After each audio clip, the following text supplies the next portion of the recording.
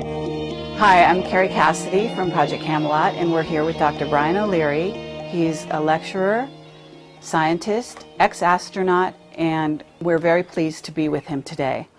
What we want to do is kind of get into your background, and we're here in beautiful Ecuador at Monte Sueño, which is your retreat, I think you want to call it. Yeah, I'm afraid that at my ripe old age of 69 that my background has been pretty eclectic, and it's kind of hard to pin me down when, who is this guy? But it all started back when I was a little kid and I wanted to go into space. I wanted to go to the moon. I wanted to go to Mars. And there was no space program then. And then, somewhat ironically, I got involved in the Apollo program 12 years after I wanted to go into space. And nobody thought there would ever be a space program. This was back in the late 40s, early 50s. But when Sputnik went up, then the whole world changed. And it was also around then that there was more awareness of the UFO phenomenon, paranormal phenomena. And so what happened with me was that I went on one track, which was a very ambitious career, which was actually quite fulfilled because I became an astronaut after getting my PhD in astronomy at Berkeley. And then I got involved in planetary exploration, some of the Mariner programs. I taught with Carl Sagan at Cornell University and did research on planetary science. And then I went to Washington, became an advisor to various political leaders, various presidential candidates. And I was kind of like an academic drifter in many ways. Even though on paper I was successful, I would be kind of hopping from university to university. And this, I think, helped prepare the way for the later half of my life, which was really quite different from the first half. The first half was more traditional, more being a physicist who was very familiar with, for example, energy and environment issues, having advised Congress and having taught courses on it, and was also aware of atmospheric science and what some of the things that were ahead for the Earth, which are now very familiar, such as global warming, global climate change, and a number of other human-related catastrophes that are happening on the Earth now. So, in a sense, my own straight academic background was a good one, good preparation for studying energy policy, what kind of choices do we really have in the energy crisis, but also to what degree are humans interfering with the Earth. And so the second half of my life, if you will, after I was in the physics department at Princeton in 1979, and I started to have some unusual experiences, remote viewing experiences, a near-death experience, various healing experiences, and then that opened Pandora's box up. And I was at that time in the physics department at Princeton. None of my colleagues, many of them Nobel laureates, all men, thought I was crazy to embrace paranormal phenomena. And then later I got into the UFO phenomenon. I led a number of scientific groups to get together to try to disclose the research that was going on, and it was around that time I began to get in touch with all the black projects, not from the inside, but from the outside, kind of peering in and seeing what was happening, that there's been this massive cover-up. Well, one thing led to another. I spent a number of years now after I left Princeton, and now we're getting into the 80s, of exploring various things like the face on Mars, NASA's cover-up of that, and looking further at the UFO phenomena. I published a number of books, a trilogy basically, in which I kind of review the state of the art of new science, or science outside the box of Western thinking. So we have, for example, in this book I talk about the state of the art of UFO research, but I also talk about consciousness, the mind over matter interaction, the fact that exploring outer space and exploring inner space can lead to all sorts of new paradigms of reality. then the second coming of science, this book here, I did some very careful studies that were replicated the work of many pioneers of new science, people such as Marcel Vogel. I would go and visit various miracle makers like Sai Baba, and saw him materialize things. I went all over the world. I went to Brazil to visit Thomas Green Morton, very gifted psychic. And then I began to get more interested in the environment, and at that point I published Miracle in the Void, which was a book, a photojournalistic look at some of the best and brightest free energy researchers all over the world, India, Japan, and so forth. And I began to realize that we could solve our energy problem really quite quickly if we only embrace these technologies. However, they've been suppressed, and sometimes violently suppressed.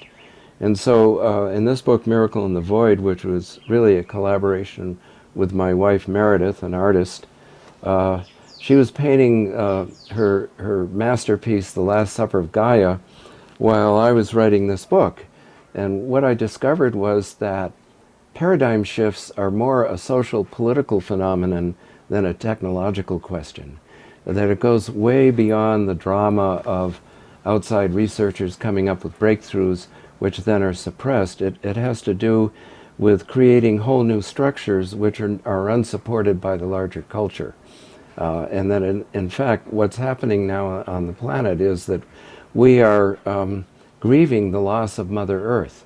And even though this is a subconscious thing, what happens is that according to the work of Elizabeth Kubler-Ross, we go through various phases of grieving the loss of our mother planet. And so Meredith and I became avid environmentalists, and what I attempted to do then, and now we're talking the middle 90s, 1990s, was to examine what psychological effects come through each of us as we begin to embrace the new paradigm. Meredith and I collaborated on this project, and what we were able to identify, and this is based on the work of Elizabeth Kubler-Ross on death and dying, is that we're all grieving the loss of Mother Earth.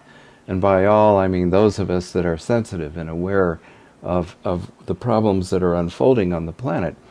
And what Meredith and I figured out was that many of us are in denial, most of us, about the severity of the problems, such as global climate change, such as the possibility of nuclear war, the war in Iraq, and so forth and so on, that these things fly in the face of what we really need to be doing, which is developing clean energy, making sure we have clean water, having an international system of justice, depending more and more on local resources, local rule. But anyway, most people are in denial about everything, including the UFO phenomenon and free energy, which are two of my favorite topics, both of which I've found for myself are very free. So then we go from denial onto anger. The truth will set you free, but first it will piss you off. Then we go into bargaining. How can we fit the new within the context of the old? A lot of people were stimulated by Barack Obama's comments about how we need change.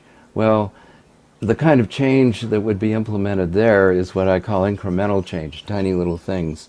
And then meanwhile, the progressives that are trying to nip on his heels are saying, well, we need structural change. We need to go back to the Constitution. We need to have a kind of Rooseveltian New Deal and Keynesian economy.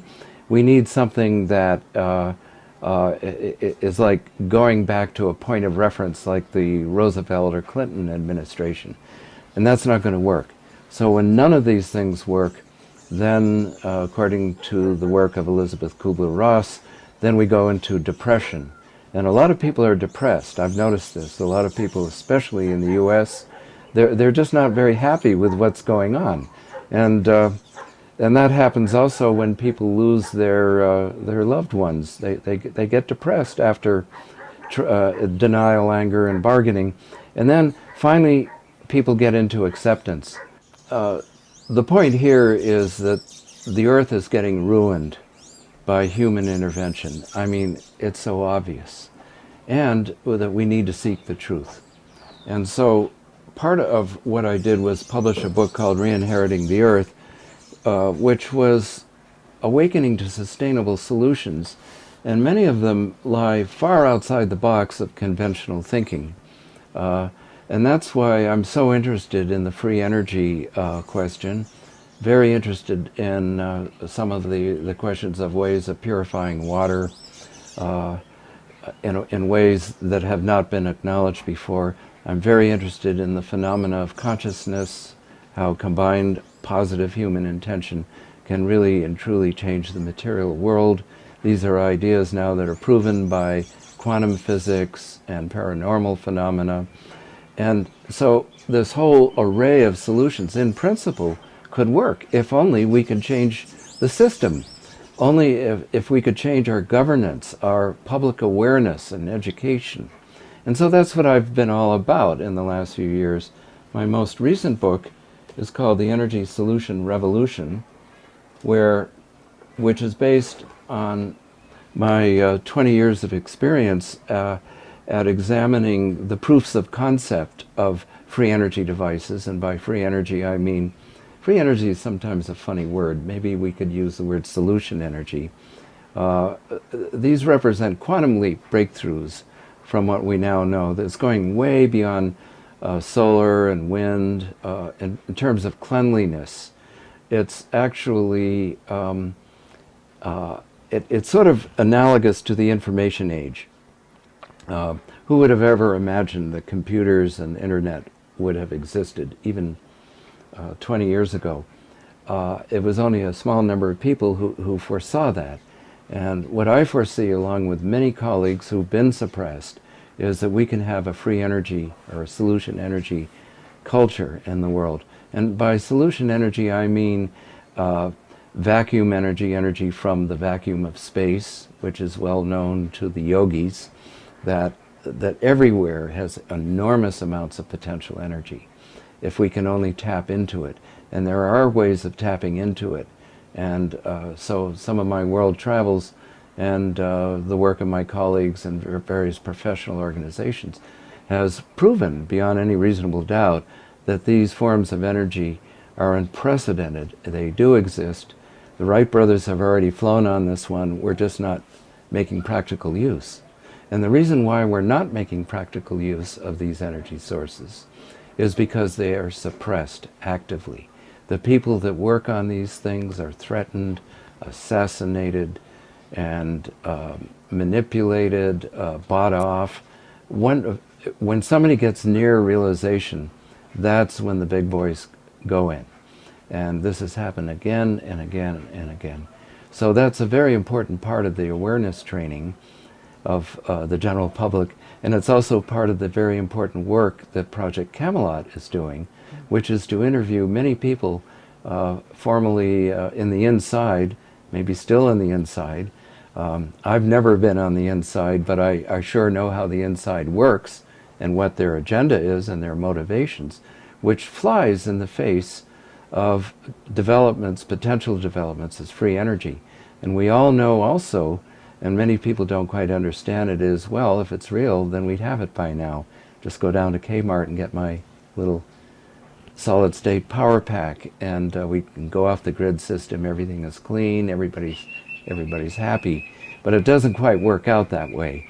It takes money and time to develop it, so we need an Apollo program for new energy. New energy meaning vacuum energy, cold fusion, advanced hydrogen and water technologies. There's quite a long list of technologies, any one of which would do it. But it's going to take effort to develop these energy sources. So the energy solution revolution, I address less the technical issues because the internet and the general literature is just full of information on the technologies themselves. But instead I've looked at the political and social questions and the educational questions. You know, why is it that otherwise intelligent people would not embrace this possibility if it's going to solve the energy problem? And of course, people don't do it for a number of reasons. There have been a number of studies done. It's really a social science question as to why there's such resistance to this change. Bertrand Russell one time said the resistance to a new idea increases as the square of its importance. And if we're talking about supplanting a $4 billion energy industry, highly polluting with a clean energy that's cheap and decentralized, then we're talking about a paradigm shift. And the powers that be don't want that to happen.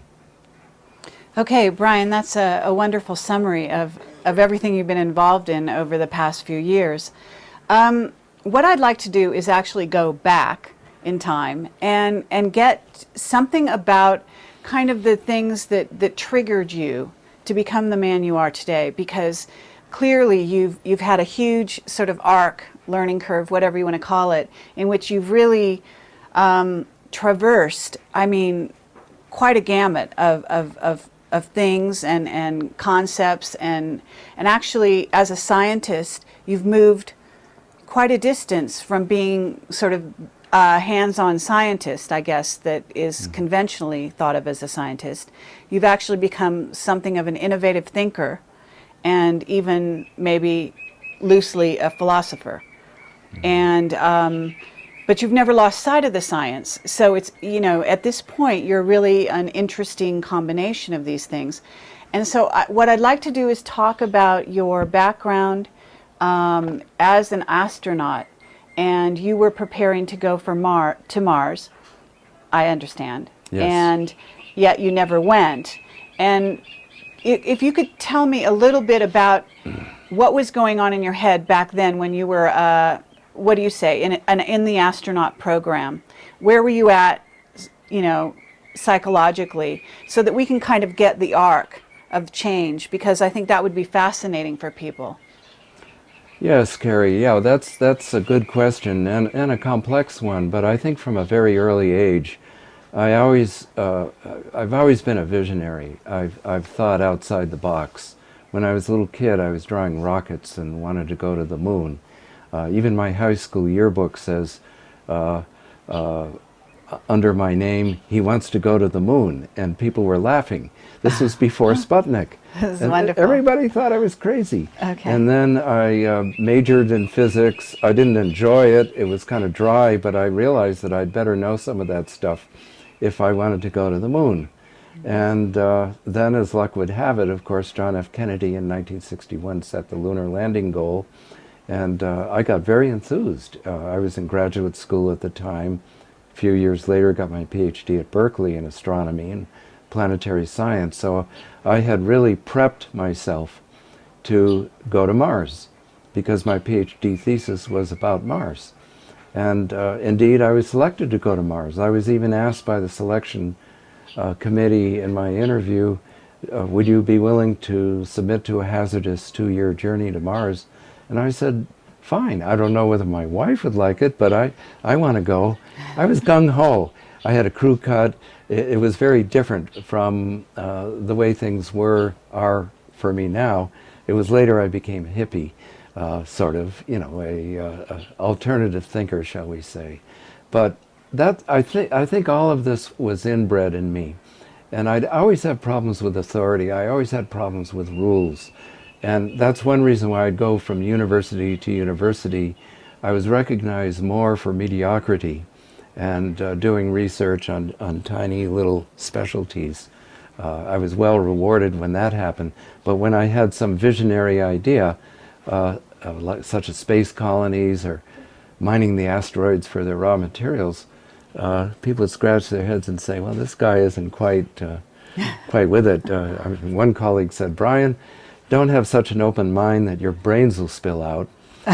And it was only later, though, that you see, I was still in the materialistic paradigm. I was still assuming that anything and everything could be explained in terms of matter and in terms of reductionism and everything made up of little atoms. And Right, so, the normal scientific paradigm.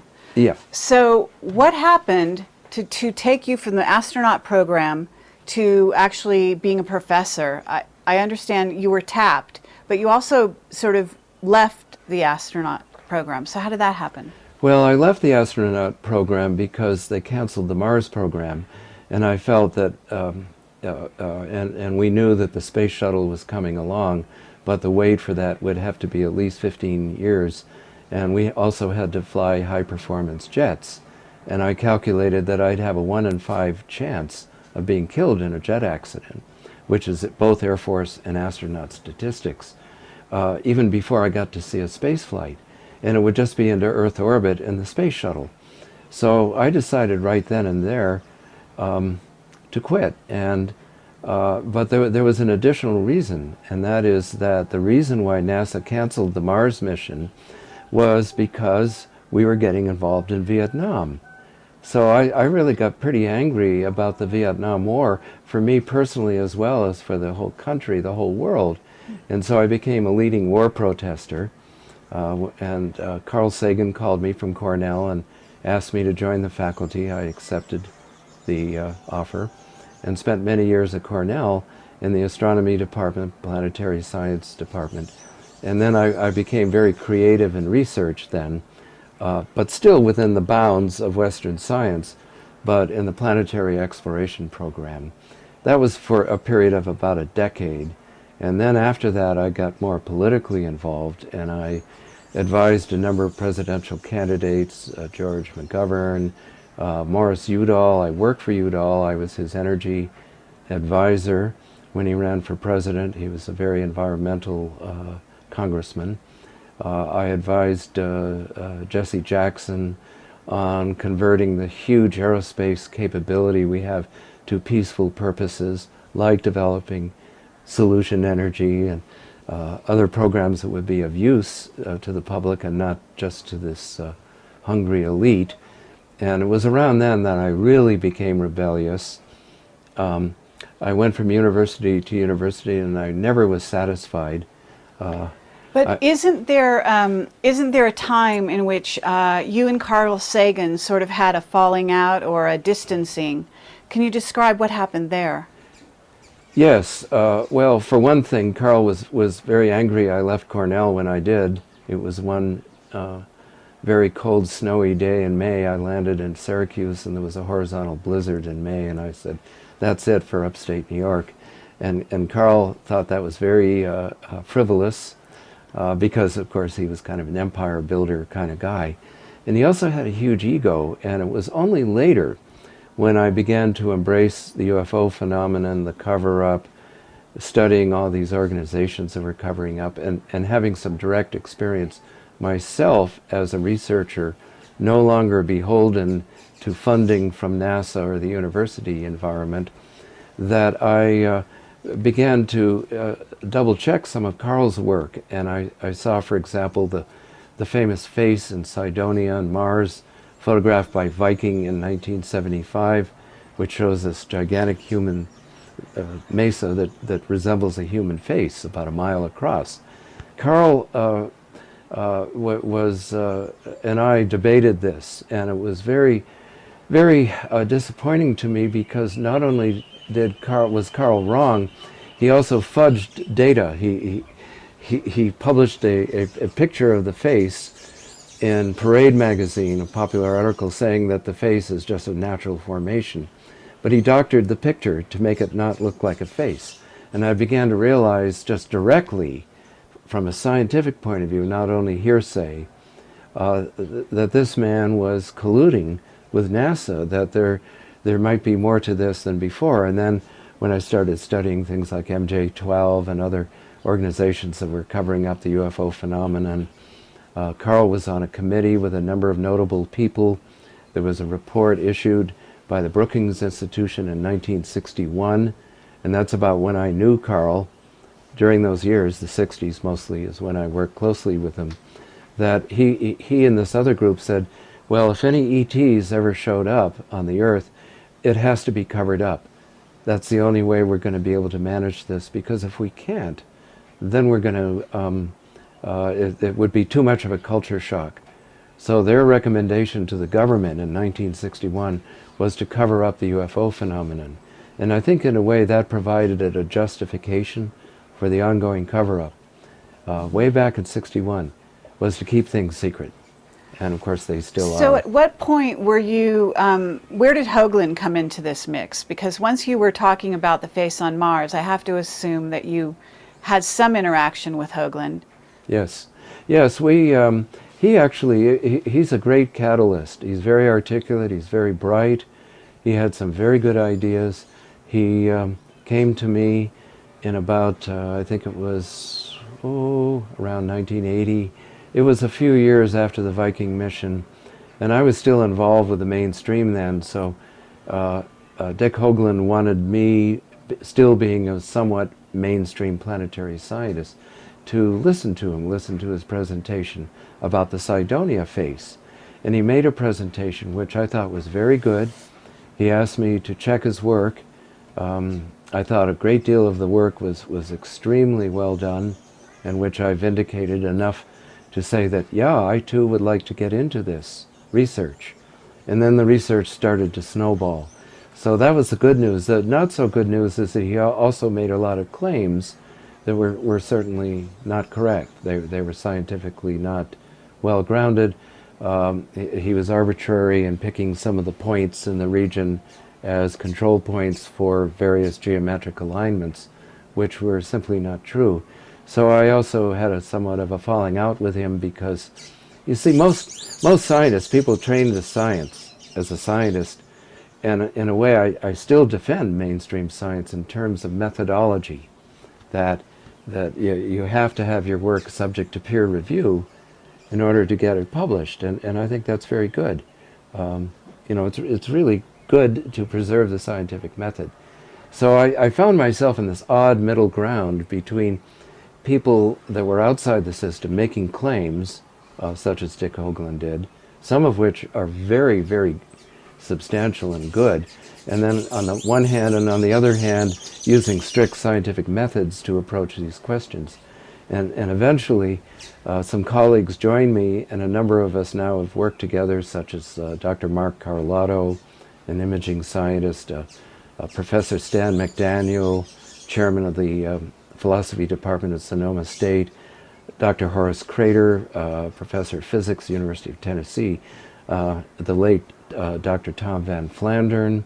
These are all mainstream scientists trained in the mainstream, just like I was, and also open to the questions such as the face on Mars.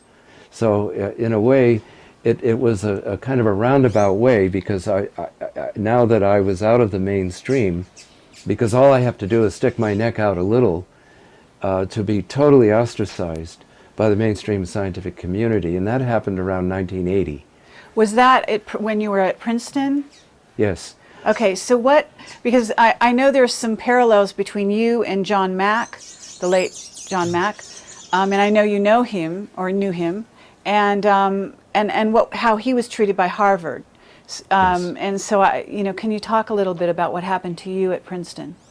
Well, yes. Actually, I think I left before they threw me out, because I saw the handwriting on the wall. I was in the physics department, all men, Nobel laureates, about 5 or 6 Nobel laureates, and every other Tuesday at the Joseph Henry luncheons, we would swill a thimbleful of sherry, and the most common topic of discussion was how ridiculous claims of the paranormal were.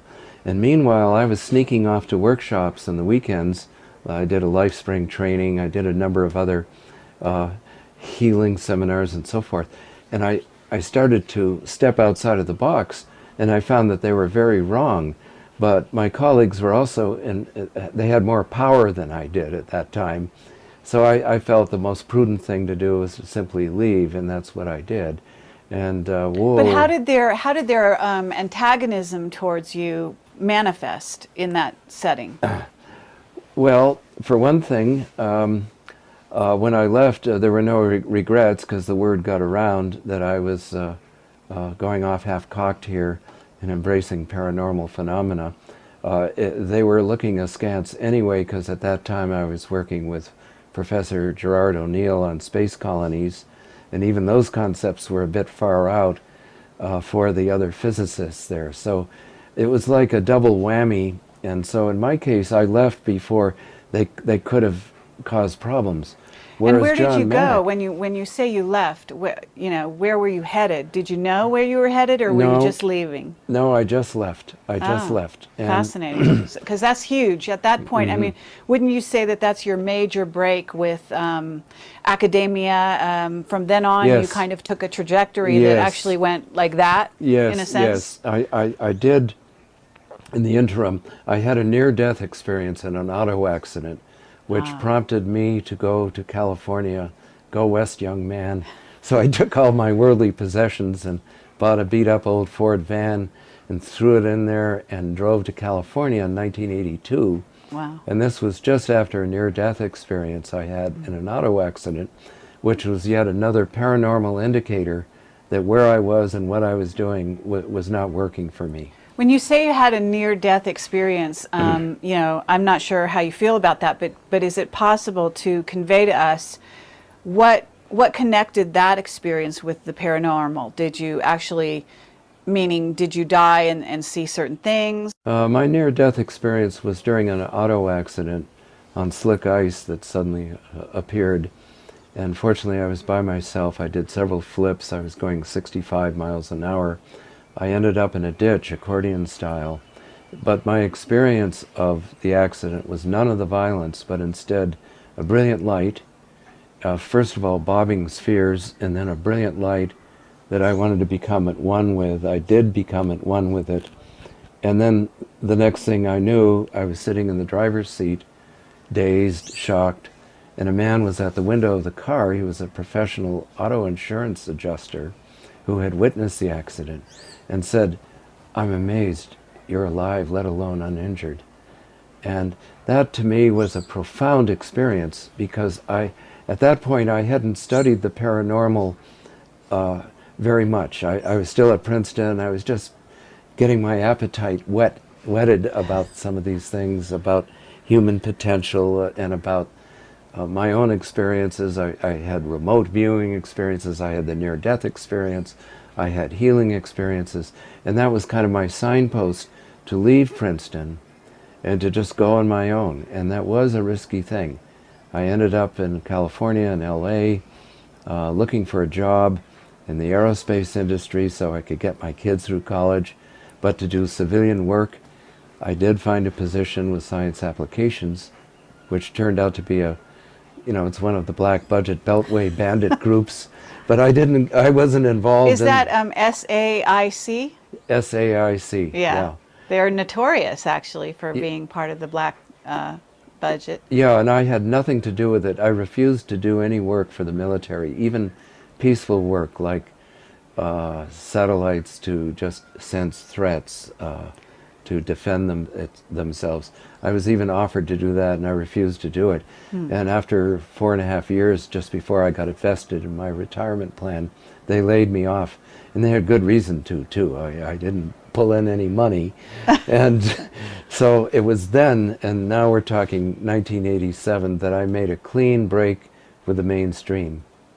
And Okay. I got my kids halfway through college, and then I got on the metaphysical church circuit, unity and religious science churches, and that's how I kind of made a living for about a decade while I was just metaphysically exploring, just going into so many modalities of alternative thinking. And what I discovered during that decade of the 80s into the 90s, and that's what created my books, was that you could use the methods of science itself to verify and to further develop metaphysical realities. And that's what Yeah, really fascinated me. you actually can use the scientific method to investigate the occult as well. That's So, right. Okay, absolutely. it's a great method regardless of where it's applied, in some ways. While you were at Princeton before you left, didn't you find a kindred spirit in Robert John, who's a name that many viewers of this video will probably recognize as being a pioneer and one of the trailblazing scientific heretics in the field of paranormal exploration with the rigorous application of the scientific method? And I imagine that you probably got along with him pretty well. Yes, absolutely, Bill. I got along with him very well. But the odd thing about it was that at the time, when he was starting to do his experiments at the Princeton Engineering Anomalies Research Laboratory, PAIR Labs. He was doing a lot of the research while I was there, but I didn't know what he was doing. And he didn't know what I was doing either, because I didn't want to share with my colleagues the fact that I was sneaking off to workshops on weekends, or that I was having paranormal experiences. So we were both in the closet at that point. He didn't know what I was doing. I didn't know what he was doing, although we were colleagues on various mainstream projects, such as developing propulsion systems to go to Mars. His specialty was various advanced propulsion systems for rockets. He was the chairman, well, actually the dean of the School of Engineering at Princeton. And I would put on a number of conferences with Jerry O'Neill on space colonies, space settlements, and Bob John took part in those. So I knew him pretty well, but not in this role of paranormal research. That only happened later, when I visited his laboratory and did an interview with him, and for one of my books, Second Coming of Science, that our whole relationship was redefined. And it was around then that I also developed a relationship with John Mack, as I was learning more and more about the UFO phenomenon and some of the more verifiable aspects of its reality. And so in a way, I've had a ball in my life, because I was able to be very independent. I didn't have to depend on anybody for career purposes. I didn't get paid very much. I was, living very simply for a period of 20 or 30 years. I still do, in a sense, because, we just do things a little differently. But the point is that for now, I would say now almost 30 years, I haven't had to be beholden to anybody to approve what I'm doing. But Yeah, on the other that's hand, incredible. that can create problems too, and it did. Sure. Because when Black Ops tried to recruit me once, and I refused, there were consequences, and they were very serious. And but without sharing exactly what they were, suffice it to say that I began to realize that at that time, and I'm talking 20 or so years ago, I was pretty naive. I was wanting to do all kinds of things, like organize conferences, get researchers together to speak in a unified way about various issues. But that was not well appreciated by the powers that be. And I want to get into that, because that's a really interesting part of your history. But before we do that, you did say you got to know John Mack, and I think he was a friend of yours.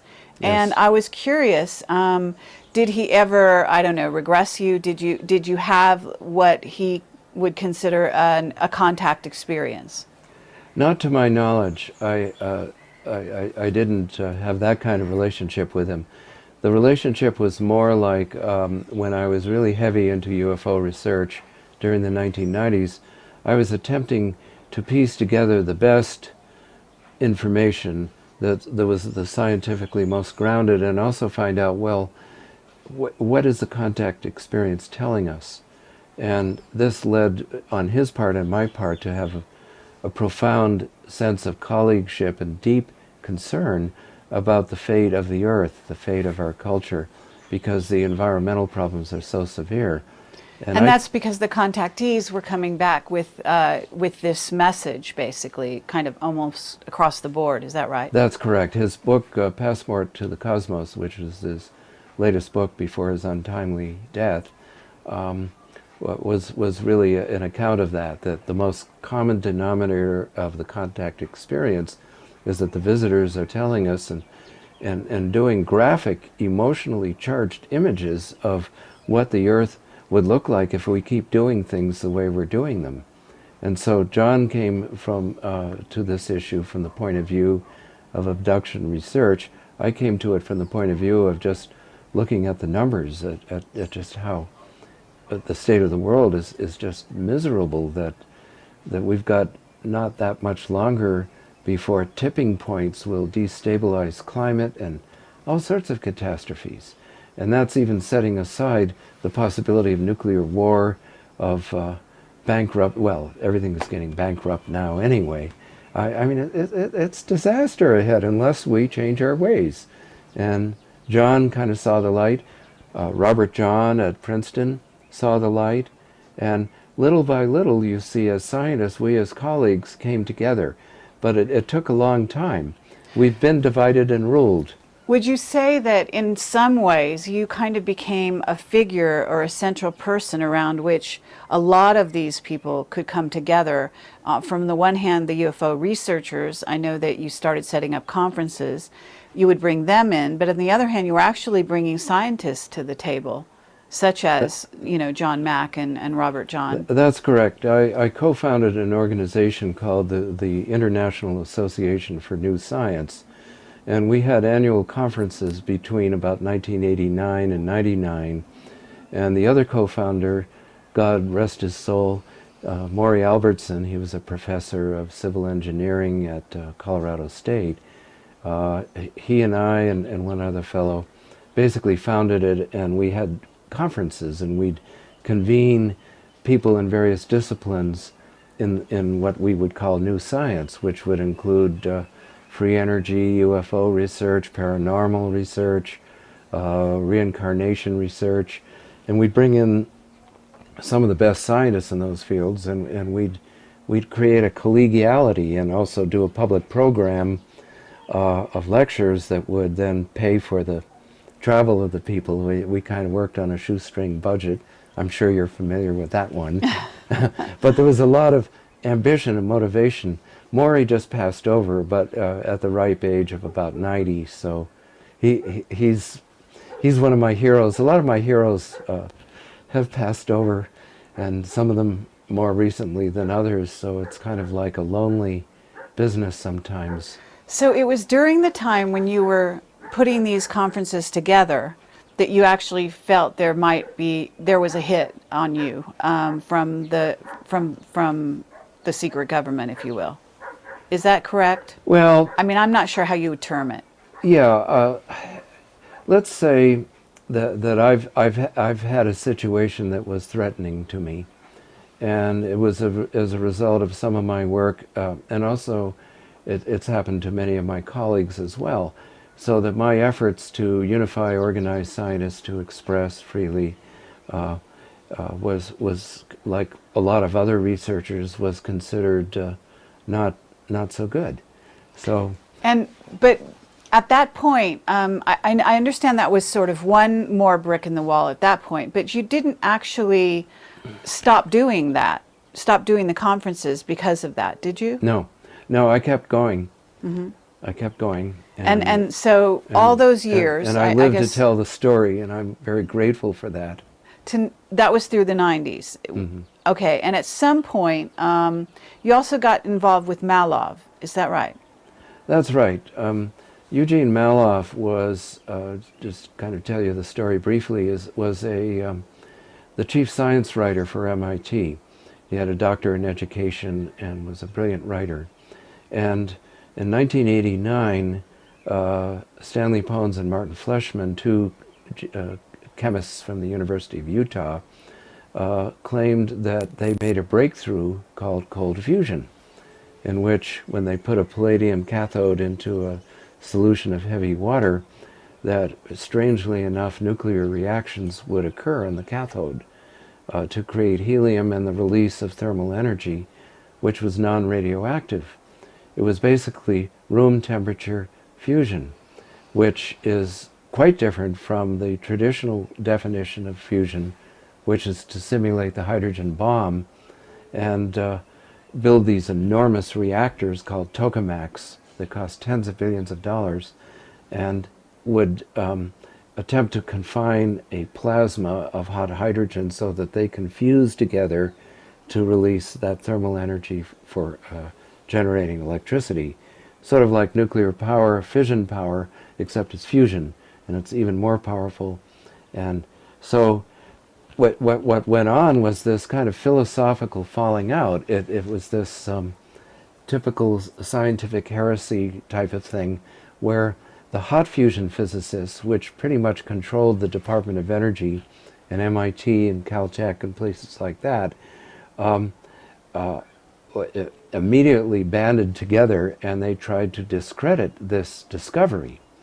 And so Gene Malov took an interest in this issue, and he at first had the prejudice, just like we all do, I think, on the side of caution. Felt that yes, these guys from University of Utah are probably crazy, and he would join the physicists at MIT and write a story about just how what bunk and poppycock this cold fusion breakthrough was. And what Malov found out, much to his surprise, was that the hot fusion scientists at MIT who tried to replicate the experiment, first of all, they didn't know the science. They weren't chemists. They were nuclear physicists, very different field. But also the point is that Malov found that the MIT hot fusion physicists were fudging their data to make it look like it wasn't there, whereas in fact the data showed it was there. The discovery was vindicated. So this led Malov to write an article that was like expose on this, and whereupon he was fired from MIT, and then he started Infinite Energy magazine and became a leading organizer of scientists and advocate of at first it was cold fusion, then he expanded his repertoire to vacuum energy and various forms of hydrogen, advanced hydrogen. And you used to write articles for his publication, is that right? Yes, he started a magazine called Infinite Energy, excellent magazine. And I think it will go into history as one of the seminal breakthrough publications of all time. And he would write scathing editorials about how the scientific community is stuck in the mud about questions like free energy. And I'm sure, rattled a lot of cages in his work. Mm-hmm. And then, of course, the rest is history. In 2004, some thieves broke into his house and brutally murdered him. We don't know the exact cause, but I think we know the motive. It's just too much of a coincidence because he rattled a lot of cages, and his loss was a great loss for me. He was one of my heroes. Mm. So when you see heroes living in your time and people with whom you have a close connection, and they're suddenly dead, it does cause concern. And it was at that point, because we're in Ecuador right now, that I understand that you decided to actually leave the States. Is that right? Well, it was one of the reasons, yeah. One of the reasons was to just, quote, retire, just to, live out our lives in peace and harmony, but still do my work, write books and give lectures and organize conferences, and that I intend to continue doing. But I'm really glad to be here. It's so very peaceful, and I just hope that together we can create a bright new future that has an opportunity to move ahead. And I think that's one of my bottom line messages now, is that people need to become more aware, because logic alone, common sense alone, says we should leave no stone unturned in seeking clean energy sources for our future. And we should leave no stone unturned in our investigation of the ET phenomenon, because there's a lot we can learn from this, and there's a lot we can do in the future to redirect us, instead of having this to be the sole territory of black budgets and people who want to cover up things. But the general public is not aware of this. Mm-hmm. They're not aware that free energy or solution energy could be the holy grail of our time. And of course that's where the Camelot theme comes in. Sure. It's the search for the Holy Grail. Well, the Holy Grail has been found. It's just that most people don't realize that. Okay, well, so you seem to be like such an enigma in a sense, because you were trained in the astronaut program, and then you went through academia, and you had to be highly rewarded during that time, and yet you still thought outside the box, and you still made all these adventurous changes in your life, and then here you are in Ecuador, and even that takes a great deal of courage to leave everything you know. and start a new life. And this has got to be like a slap in the face to the military-industrial complex, okay? That here you are, you've become this incredible rebel, okay? And yet you have all these degrees and so on. And I know there was an issue where they tried to actually bury your background as an ex-astronaut, which is unbelievable.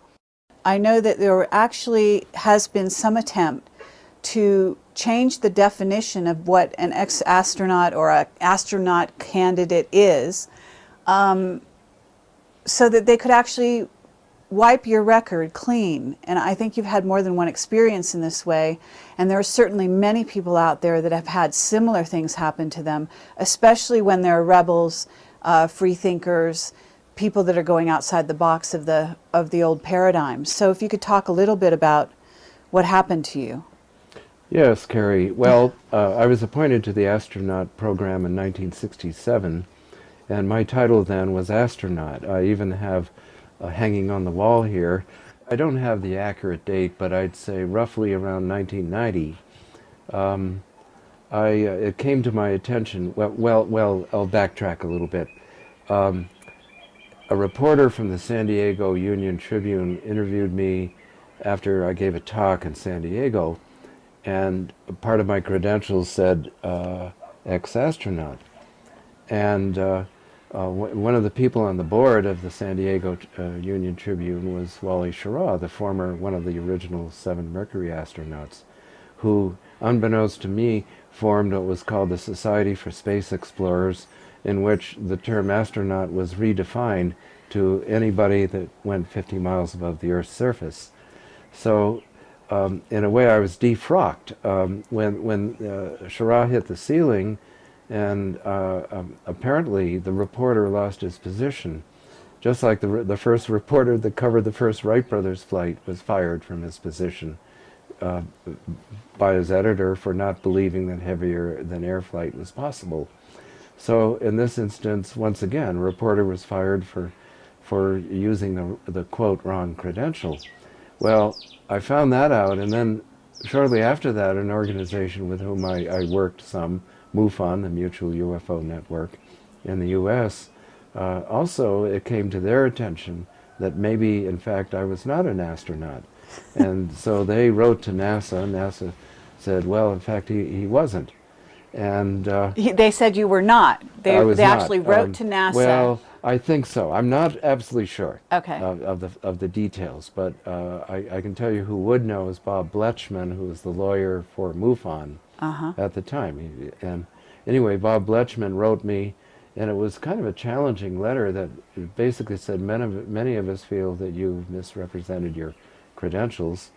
And so I presented my credentials to Bob Bletchman, and he became convinced that indeed that was my title at the time, and that indeed it's appropriate to use that in my credentials. And not that I used it all the time, because actually quite often I wouldn't, because I was trying to get away from that controversy. And and there's much more about me besides being an ex-astronaut that's kind of interesting. Anyway, so it didn't matter to me too much one way or the other. But once I got vindicated, because MUFON challenged me in public, and then later vindicated me that indeed I was an astronaut. So that was cleared up. Now on another occasion, for a year I had a visiting faculty appointment at Caltech during the Mariner 10 mission, in which I was deputy team leader of the television or imaging science team for Mariner 10 that went by Venus and Mercury during the 1970s.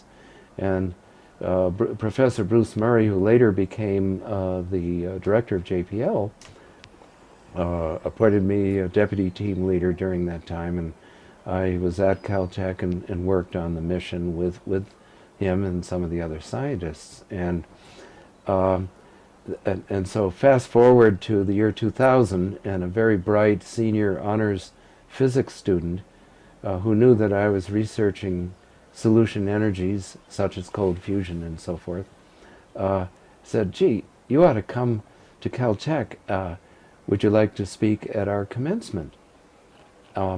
As a speaker for alternative future science, such as cold fusion.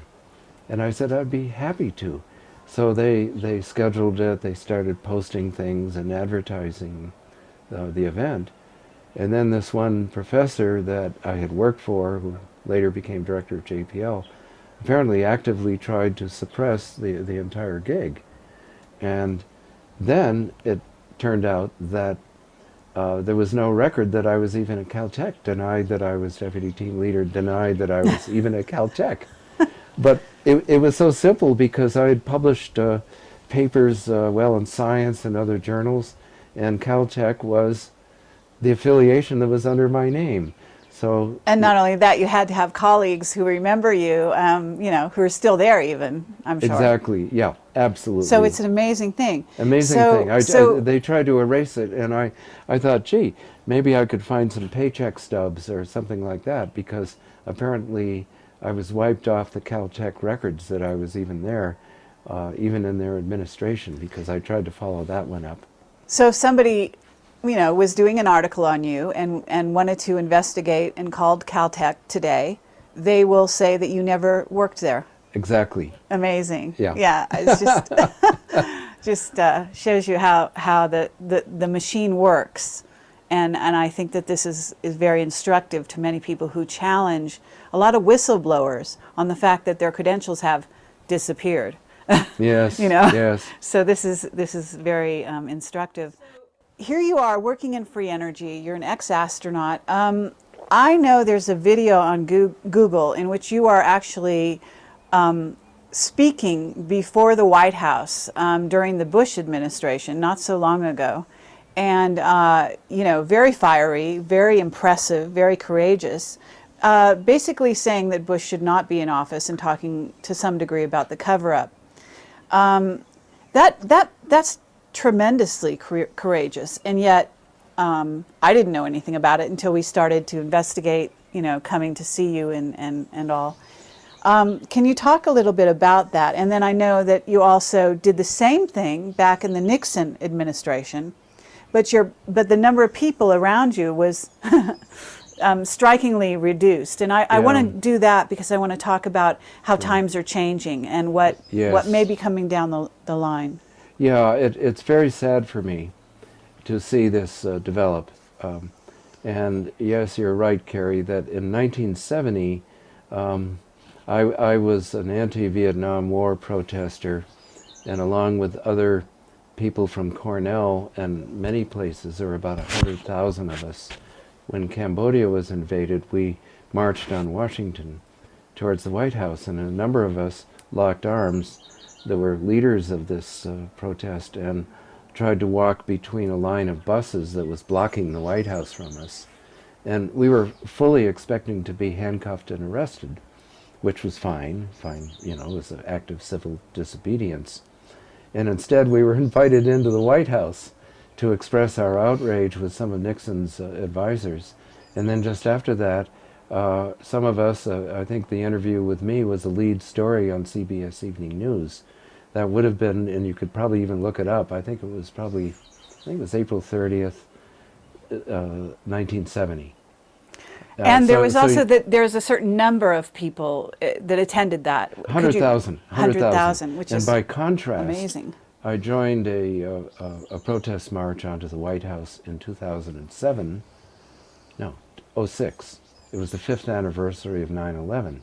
And there were a few, it was a motley crew of about 30 of us. It was a beautiful day. It was September 11th, 06.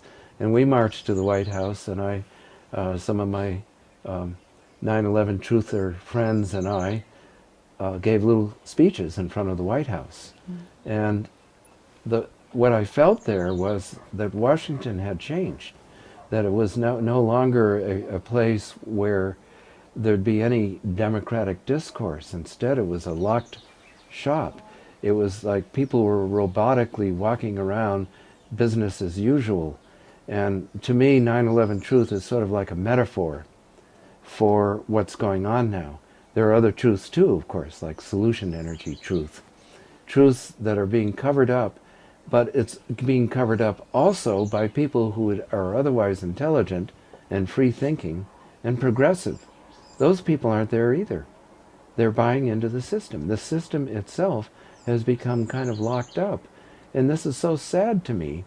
And the reason why I guess I have what you might call some degree of courage, other people might call it naivety or foolishness, is that I sometimes think it's either the earth or me or anybody else that wants to try to make a difference and bring in the new paradigm. Because I happen to think we can have a new paradigm, but we need to stand and be counted. We need to go to the White House, bang pots. I mean, we had a change in the presidency of Ecuador, a very positive change as a result of about 1 million people getting out there in front of the presidential palace and banging pots until the president left. That's nonviolent. It's a method of changing. And what's happening now in the U.S. is very scary because the people in charge, they're obviously pulling the strings of the politicians, bribing them, and it's so obvious, especially seen from here, to see the decline of the culture in just about every respect, whether it's economic, ecological, peace versus war. It's locked up. It's a closed shop. There are a few courageous people around that I know, friends like Dennis Kucinich and some of the other Cynthia McKinney. I've done some work with Ralph Nader, although I couldn't convince him that solution energy was possible. But there were a lot of people that do stand on the good side of the force, but they're very few and far between now. Mm-hmm. And I want to be joined by people. I need support. I need to team up with more and more people who feel as I do and are willing to stand and be counted. Well, can you talk, just name a few names, if you don't mind, of the people that are actually in more or less the alternative world, but they're not willing to actually embrace, the ideas of free energy, even UFOs, the idea that there might be black projects out there. I mean, because we had talked briefly, and I know that you talked about some of these people are very actually good friends of yours. Yes, there are many people in the progressive community. I would say Kucinich himself is in this category. He's been on the fence. Mm-hmm. I was able to script for him an interview he had with NPR when he was running for president in 2004. I was advising him on solution energy and trying to come up with the right words so that he could become all-inclusive about, leaving no stone unturned in our quest for new energy sources. And so Kucinich did a little of that, but then he kind of retrenched some. There were a number of glitches that came up, but he wanted to create some legislation that would provide funding for new energy research and development, which is what we really need. We need an Apollo program for this.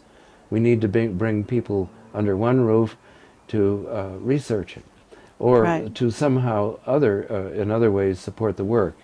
Well, and which is not happening, but of course. There are other people. thinkers that are very movers and shakers in many ways, criticizing the current paradigm. They're very courageous in that way, and yet they actually won't go outside the box. Exactly. To a certain degree. They're what Wade Frazier, a good friend, and I call it structuralists. These are people like Noam Chomsky, Naomi Klein, and they're also the kinds of people that won't look at 9/11 truth. So there's a pattern here. There's yes. a pattern of various things that become what David Ray Griffin calls sacred myths. One sacred myth is that the official story of 9/11 is true. It's obviously true, and there's no disputing it. Another sacred myth is that there is no such thing as a free lunch when it comes to energy. So you have all of these environmentalists that are just naysaying even the possibility of free energy. And this would be a number of notable people on the cutting edge of environmental policy. I've broached this to many famous, well-known people. I'll list a few. Okay. Please do. Amory Lovins, Lester Brown of formerly of the World Watch Institute, Amory just walked away from me when I broached it, and I've known him for years. Are they afraid? I mean, what can you actually, sort of drill down a little and tell us, do you think that are they afraid? Or is it something else? Is it the Matrix, that they've actually bought into the Matrix and that was it? They couldn't get beyond that? They're certainly critics of the society, but they don't, Yeah. Well, I mean, that's an excellent question, Carrie, and I can't second guess their negative reaction because I'm not in their skin.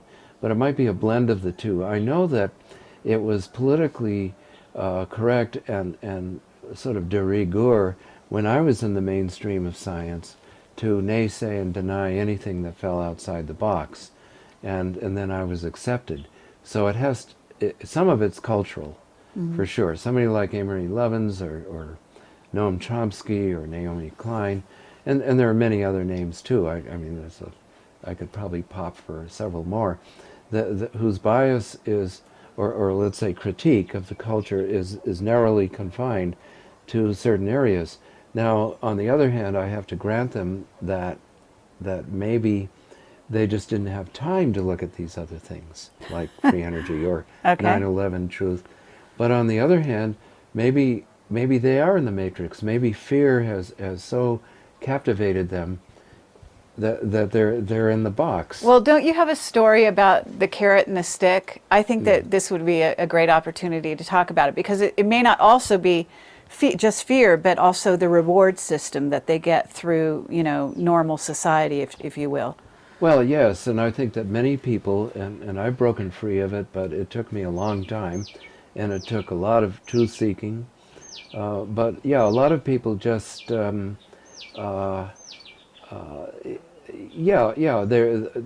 basically realize that their careers could be ruined by this. I don't think most of them get to the point where they're threats, but yes, some people are offered very lucrative opportunities to, quote, join the team, the powers that be, to come over to their side.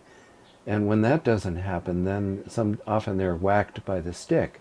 John Perkins talks about this in his books, the first one of which is Confessions of Economic Hitman, that carrots are dangled. Like it could come in the form of a World Bank loan, or it could come in the form to buy you out not to do the free energy invention. Or it could be being recruited to be part of their team in becoming privy to some information that you otherwise couldn't get.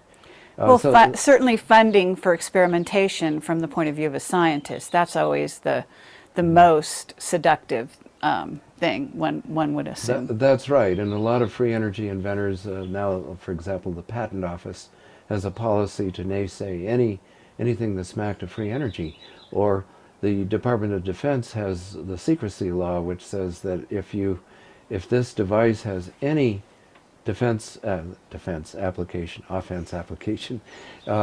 then you're going to have your device confiscated and you can never work on it again. Well, along those lines, let's actually move along to free energy. And I know you've done a tremendous amount of investigation here, but you've also investigated the cover-up of free energy and the people that have, maybe gotten to a certain point and then been, hit in one way or another, the device stolen. Do you have some anecdotes along those lines and some people that you can talk about who've done investigations? I know you traveled the world doing some, in one of your books, talking about that. Well, yes. I mean, first of all, there are many inventors who have been assassinated, threatened, had their funding removed, and I can go through the list, or obviously you'll be able to post the list and their stories. Okay. And I've been able to authenticate many of these stories myself, personally, and they're pretty much right on. But there are people like Tom Bearden. There's a man called Gary Vesperman who's accumulated many suppression stories of all kinds for free energy. There's Wade Frazier and his excellent website, ahealedplanet.net, in which he explores in many hundreds of pages many suppression stories, like in some of his own experience with the inventor and promoter Dennis Lee. And there are just so many others. You know, that's one of the things I've said in my carrot and the stick story is that there are 1,000 ways to suppress an inventor or a researcher. And there are also 1,000 ways to eliminate them or threaten them. And we're also vulnerable to forces because we have these bodies, and these bodies are very vulnerable to any kind of attack or threat, and those of our loved ones. So in a sense, the powers that be hold all the cards right now. And most people are afraid to even venture into this territory. And that in part is also a psychological phenomenon. There have been some really good research done on this, that the pain center of the brain is hit as soon as you start to talk about anything that smacks of conspiracy theory, which of course is a dismissal. It's really truth-seeking.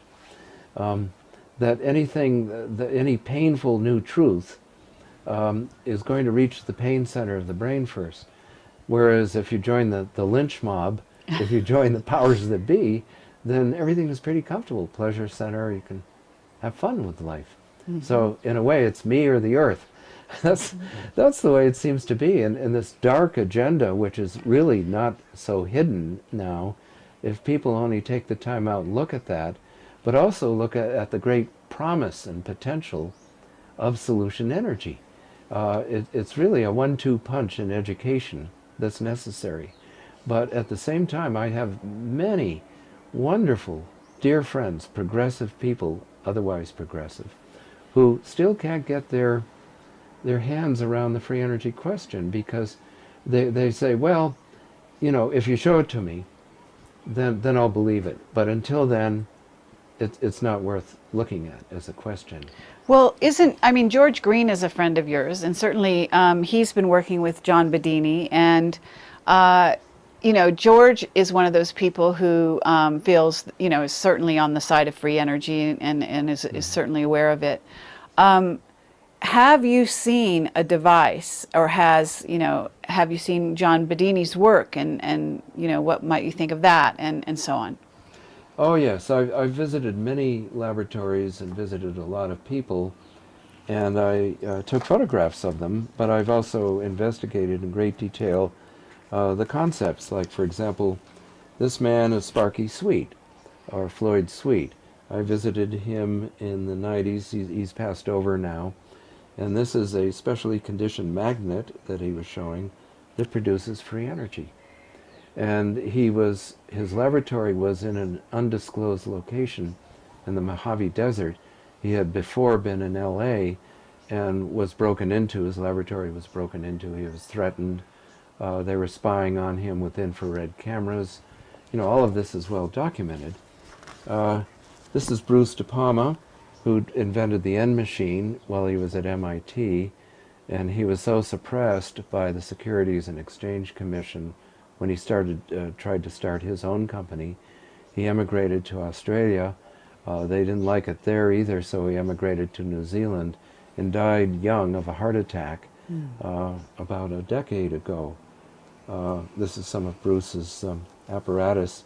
It's an N machine. It's basically a magnetic motor, magnets that go up on a wheel that are spun up, and then they interact with the hypothesized 0 point or vacuum energy field, and you get free energy. You get over unity power.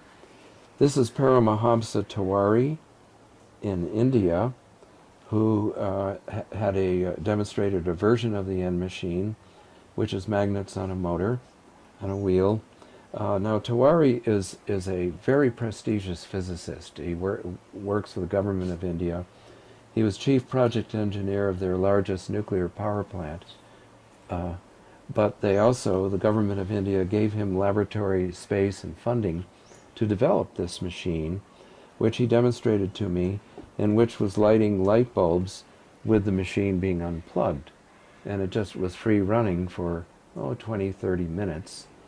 And the basic principles are very, very well presented to me, photographed. It's there for anybody to see.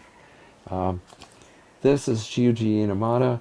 He also passed over at a relatively young age.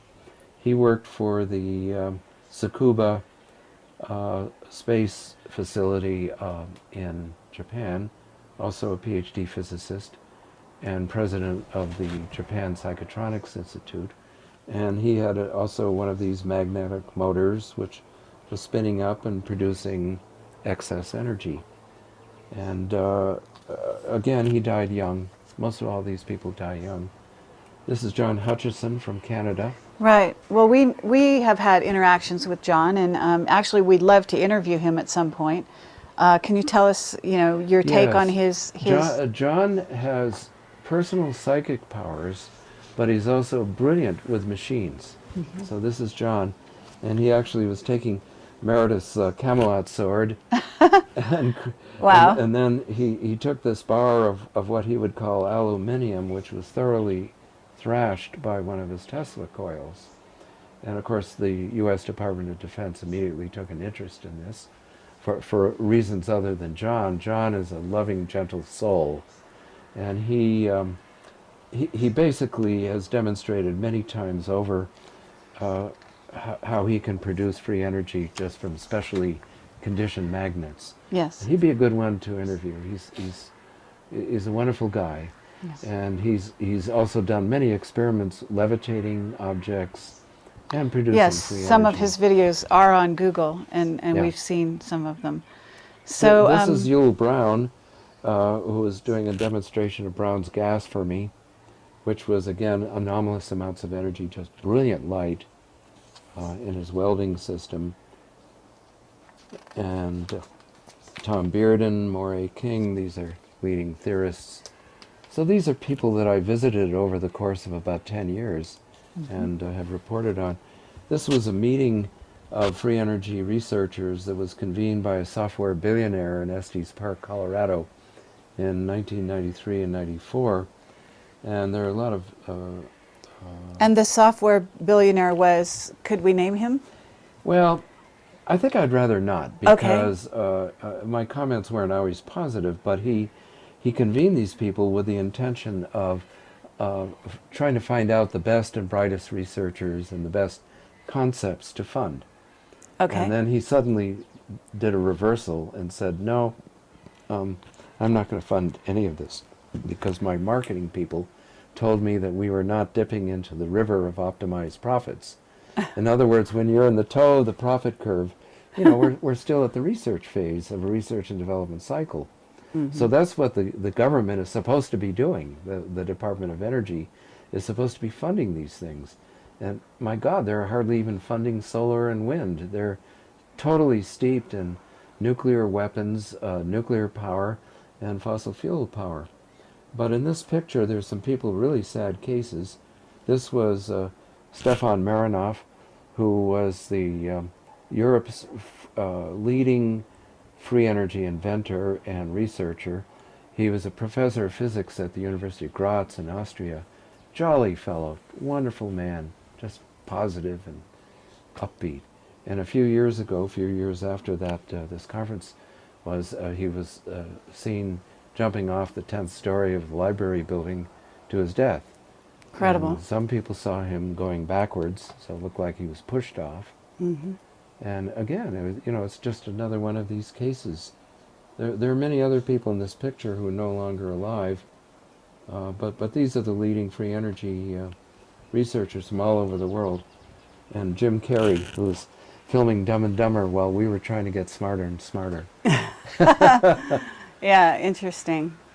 So, okay, let's go from here to what kind of solutions you're advocating, or kind of where you think we can go from the future, just to sort of inspire all the people that are listening to this, because truly you are a very inspiring man, and your courage, your willingness to think outside of the box, and then in the face of all odds to persist on this road. I mean, you just released this new book, right? Right, the Energy Solution Revolution. Exactly. So what is it that your book is about, and what are you advocating, and how can you encourage or give us an encouraging word about the future, if you have one? Well, I think the bottom line of this is the book, and I've been working on it for about 6 years, and I've got different. It's kind of different essays, but they all come together because they first talk about. Well, just looking at the table of contents, that it's being covered up at every turn. There's hardly anybody alive that's not covering it up, either by commission or omission. Orwell one time said the greatest lies are lies of omission. And so a lot of people who are otherwise progressive and enlightened and very bright just suppress it. And so this book is a study of the breakthroughs and the suppressions, also the ecological mandate, the fact that the problems with the earth are far greater than you would be led to believe in the media. And then I talk about, well, what is this tyranny and how can we overcome it? Well, we can certainly overcome it by education and by revamping our political systems. And right now, I think people are beginning to wake up to the fact that even Obama it doesn't really represent change. He's great rhetorically, but all these people, and I would include in there a lot of people that are otherwise progressive, we have already talked about, plus many others, leaders of the environmental movement, for example, that the cover-up is fairly complete. And in a sense, it's very similar to the UFO ET phenomenon, to 9/11, anything else, where conventional wisdom denies it. And so I kind of pick this apart. I try to ask, well, who's doing the denying? The scientists, certainly. They're the guardians of the gate. People that call themselves scientists are the number one suppressors. And so they're an unwitting alliance with the black ops people, because, you know, if the scientists won't give it the possibility, the S nod, then it probably won't get anywhere. It's sort of like Galileo's colleagues refused to look through his telescope. And then you have the environmentalists, and I've talked with many leading environmentalists. Here's another example, Hazel Henderson, a leading progressive economist. Doesn't want free energy because she doesn't want millions of helicopters in the sky and bigger power saws, and I don't blame her. So that then forces the question, well, this has to be managed. We don't want Dick Cheney running this one again.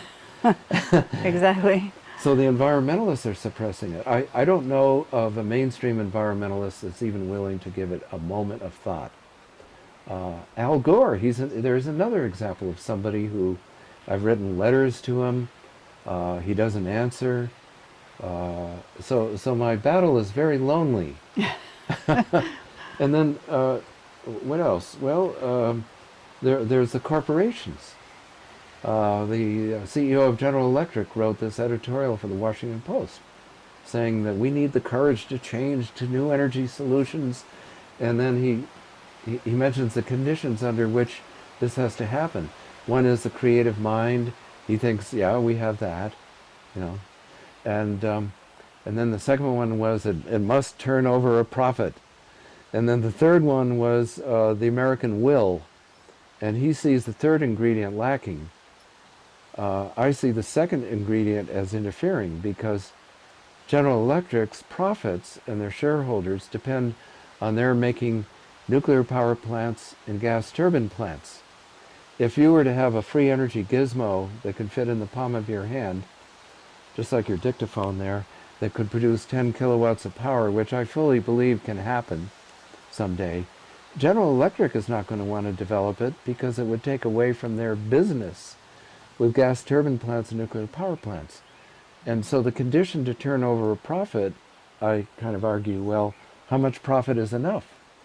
And clearly General Electric is not at all interested in this. And, you know, the multinational corporations and the government have been suppressing these things anyway. That's obvious. So this book is all about documenting the efforts not only to break through, but to suppress it. And even in light of what so many people say, when is there a day when you don't pick up a newspaper or hear some sort of thing on the media that Al Gore says, we need to do something about this soon. We need to develop alternative energy. Yeah. And then when it comes to the question of what, the question is evaded. Right. Or at the very least, it's lip service given to solar and wind, which is very capital intensive, materials intensive. It's not truly renewable. It's intermittent. It's diffuse. Isn't Obama also talking about, going back into coal? Yes. I mean, we're actually going backwards. Now, the black ops, of course, we document here in Camelot, are, thousands of years ahead, and they've got free energy, and they're using it as we speak now. I think that you told us you wrote to Obama. Is this correct? Yes, I recently, and it's on my website, brianoleary.com. It's right there in the homepage. It's an open appeal to Obama to really represent the change we need, and not just in rhetorical means. And for that, you're going to have to bite the hand that fed you. You're going to have to go against these very wealthy elite people that are holding the puppet strings, including his strings, and we have to become educated about what the possibilities are. And what's happened is, as you say, he's gone backwards. He's talking about clean coal. There's no such thing. That's an oxymoron. Or about advanced nuclear, Right. or sequestration at coal power plants, which is not even feasible, and it's a gross technology. And so he's just far behind in the curve. And so I'm just making an appeal to him to say that please, for heaven's sake, our planet is being destroyed. Will you please serve the public interest? Because the public interest is not being served with what's happening. And even solar and wind, I hate to say, are half measures. Because the capital cost of a solar or wind economy is on the order of $20 to $40 trillion. We don't have that kind of money. Free energy is basically free. Once we're able to develop the hardware to the point where it becomes available. And then, of course, all hell will break loose. But, the suppression effort, there's two great quotes here. Let's see if I can find it. This is one. In a time of universal deceit, telling the truth becomes a revolutionary act. George Orwell. Yeah. And that's what's going on right now. We're being deceived. Big time. Here's another one. When stupidity is considered patriotism, it is unsafe to be intelligent. That's Isaac Asimov. Yeah. And there you go. That's Dumb and Dumber, and the big rush to have movies, emphasizing how funny, how lovely it is to be stupid. So, okay, this has been really amazing, Brian, and I have to say that if ex-astronaut Brian O'Leary was writing to me and I was a president, certainly it almost seems like you need to write back, or to Al Gore, right? And isn't it surprising that with your stature that these men would actually ignore you? There's something to be said there as well. Well, yes, and there is something to be said there. And it suggests to me that they're part of the overall dark agenda. Right. And it's just their wrinkle on it is a little different. It's a little more benign sounding. One could just even be so risque as to say that it's that they advocate genocide by other means. I'm not really sure what's going on in their minds. All I know is that their lack of answers, and the lack of answers from the people they surround themselves with, and people that espouse the conventional wisdom. I mean, even James Lovelock in England, he thinks outside the box, but he's unbudgeable. Amory Lovins, that's another one, who thinks outside the box, but not enough. Now, what's happening? Now, these are also the kinds of people that show up at the so-called green salons in Washington, D.C. It's like the whole beltway of Washington is a fortress, and that it's almost a sign of prestige to interact with some of the folks at the DOD and CIA you know, because it might be your passport to something. And meanwhile, outside the box, there are all these wonderful concepts waiting in the wings Right. that could really create a sustainable future for humankind. And these people don't listen. And I mean, I've had some access to Al Gore through intermediaries that know him, and they won't budge. You know, Yeah. and I could name names there too. It's just that the conventional wisdom pervades the entire progressive community. It's like a big disease that's Well- affected everybody, and then most people are simply apathetic, or they don't know. They have, Wade Frazier says you have to peel the onion of free energy, and what that means is a combination of a certain degree of open-mindedness, intelligence, sentience, spiritual development, and on and on. Right. In other words, it's such a powerful theoretical technology or reality for those that are using it, that its possibilities are so grand that you actually have to be on a certain level spiritually to deal with that as a planet. And I think that's also where we're going and where we're going to have to come to terms. Because as long as war Absolutely. and weapons, you know, is our God, so to speak, on this planet, free energy is not appropriate to You're those totally to be right. used by those people. You're totally So right, we need Carrie. different set of leaders, a different set of thinking, right? Absolutely. And in many ways, you're right on the avant-garde of that effort, and I do believe you have many people behind you.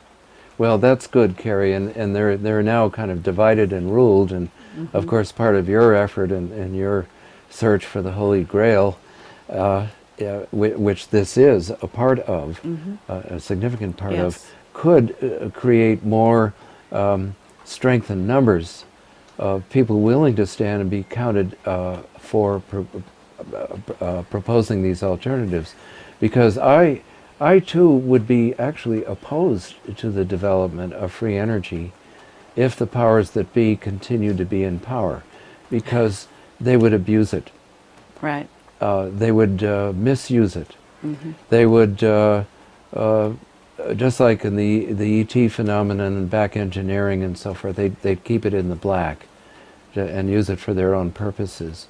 So the people of the earth need to know about this more. And there are some hopeful signs here, and one of them is the country of Ecuador, whose president is a great deal more enlightened than prior presidents, and whose government just passed a new constitution which provides for the rights of nature, and whose president has offered that if the world community were to attract matching funding, that oil under the ground in a very pristine, biodiverse national park would stay in the ground if the funds could be raised enough. And so you see, the whole thing is systemic. The whole world system is decadent and disgustingly, I just, you name the negative word, evil, I guess is the right word for it. And more people are realizing that, but maybe what they don't realize is that we can make a difference. We can create another agenda together. I don't talk much about alternative agenda to the Black Ops or Illuminati agenda, but believe me, it's a lot more pleasant. And I don't even want to prejudice the question, well, what is that agenda? Well, I can see a world that's truly sustainable, a world in which our knowledge expands to embrace the ET phenomenon, a world that where magic, what we now consider as magic, can now really happen, a world where combined positive intention can heal ourselves and the environment.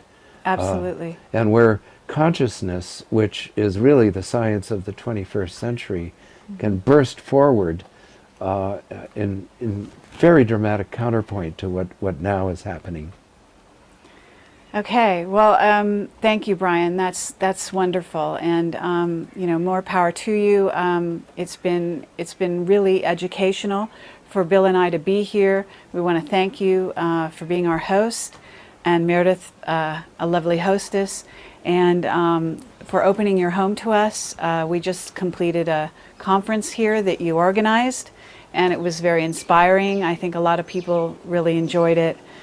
We hope to do more of them, and certainly, again, here you are on the avant-garde of actually getting the word out, not only about free energy, but about, you know, what's been going on, the cover-up, and the potential for the future that is there for all of us if we just take hold. And yes, we're starting here, Carrie, an alternative educational and conference center. It's called Montasueños. It's in the Andes of Ecuador, and my wife Meredith and I have been spending the last 5 years creating it, and now blessed by your presence and the conference that we just had. We expect to have many more, and we invite kindred spirits and whistleblowers. absolutely. And The more truth tellers, the better. yes, and that's such an important thing.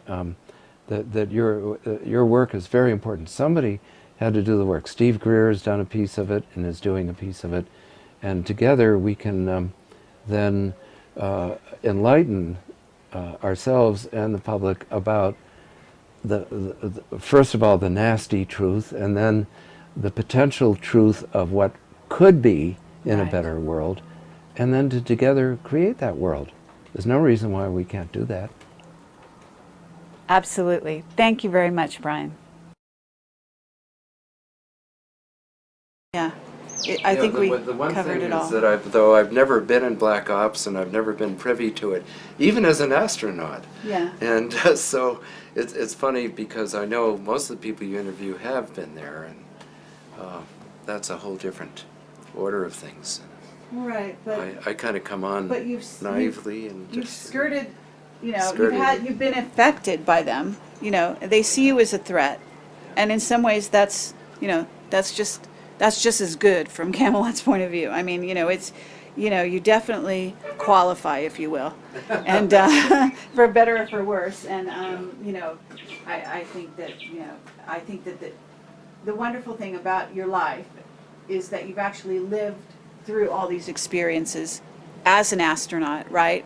So as a person of respect that, you know, garners respect, and a person who people could rally around, at the same time, you know, you're willing to have such an open mind and consider everything. And that's such a rare thing to get in a person of respect nowadays. Sorry to say. Yeah, and in my case, I guess I just had to check it out as I went along, and my gestation of many of these things took a long time. And so now I'm hoping for others in the lay public and just people, curious people, the kind of people that came to the conference who were just fine people that want to get educated more about these things, and who we may not have as much luxury of time as I had when I was going through my process of decompression from the mainstream. It's been 30 years so far from, that process continues to this very moment. I guess we could say that you're in green ops. Green ops, yes. Let's call Hooray, it green while we're ops. at it. Yeah, and you know, I mean, we ought to have an Earth Corps. We ought to have a New Deal.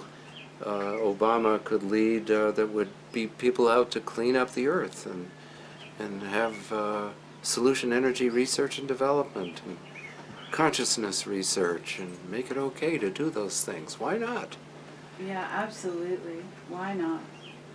Yeah, and but it has to have public support. You can't do it without the public. History has shown that throughout. Well, that's what doing this video is going to do. I mean, that's the whole point of doing things like this. I mean, your book coming out and hopefully the video coming out very, very shortly. It's the kind of thing that's going to start the movement, you know, and gather the people. And that's what you need. We're going to have the power of numbers. Yes. That's what we want. Yes. You know, and I believe we're going to have it, and it's already out there. Right. It's already out there. It's a matter of focus.